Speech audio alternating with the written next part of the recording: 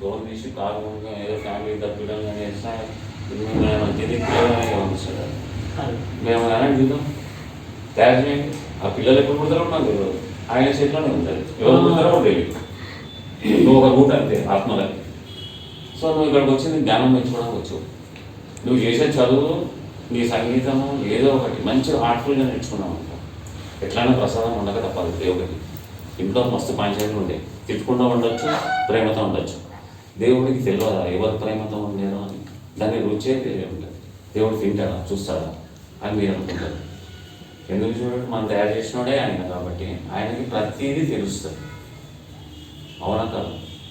కాబట్టి ప్రేమతో ప్రసాదం చేస్తే టేస్ట్ బాగుంటుంది, తిని బాగుంటుంది. ఏదో డైలీ చేయాలని చేస్తే రొటీన్ అయిపోతుంది. బాగా దేవుడు కూడా బోరవుతుంది. వీడియోలో రోజే ఇంత పోపు వేస్తాడు, వేసేస్తాడు, కలిపి అవతల పడేసి వెళ్ళిపోతాడు. అటుకులు వేసేసి నా టైం అవుతుంది, నేను డ్యూటీకి వెళ్ళాలి, అన్నీ చూసుకోమని ప్రమోషన్ ఇంకోసం అన్నీ మొత్తం పనులు ఇంట్లో అన్ని టోటల్ అన్నీ యూజ్ చేసుకోవాలి. మీరు నేను పెట్టేసిన అటుకులు చక్కెర పెట్టాలి, మనకి ఏమో 1 లక్షల భూములు కావాలి. ఇప్పుడు మీరు నిజంగా 1 లక్షల రూపాయలు మీకు వస్తాయి, 50,000 ఉండిలే కదా, నేనే చేయలేదు.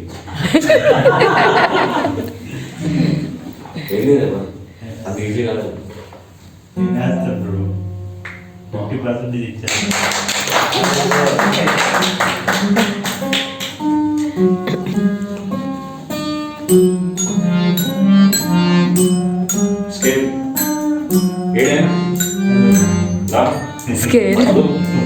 నేను చెప్తాను చూడండి. ఇప్పుడు నేను ఒక గిటార్ మీద లెసన్ ఎవరు బాగా చేస్తారో చూద్దాం. ఇప్పుడు నేను మా మెయిన్ మాతాజీ తోటి హరే రామ కృష్ణ కొడతాను.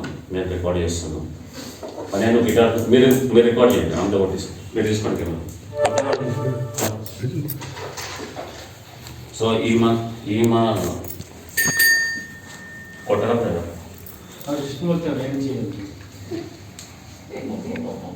ఏమన్నా చేయగలుగుతామంట. సో